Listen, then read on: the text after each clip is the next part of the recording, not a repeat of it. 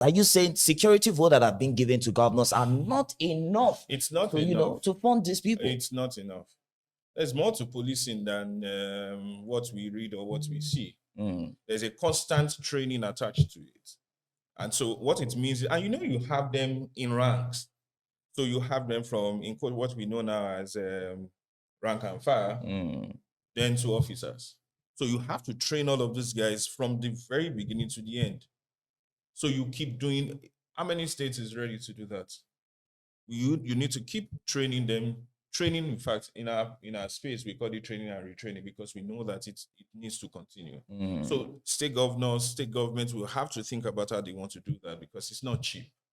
And then you have to talk about wares. And I'm not talking about their uniform hardware. They need to buy guns. They need to do this. They can't run out of ammo. They can't run out of ammunition.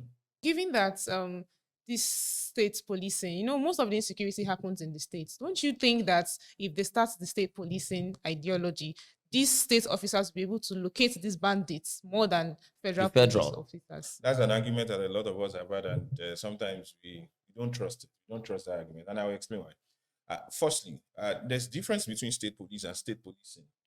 What we actually have currently right now in this country is state policing. We have state policing existing already. State policing existing, and there's state police.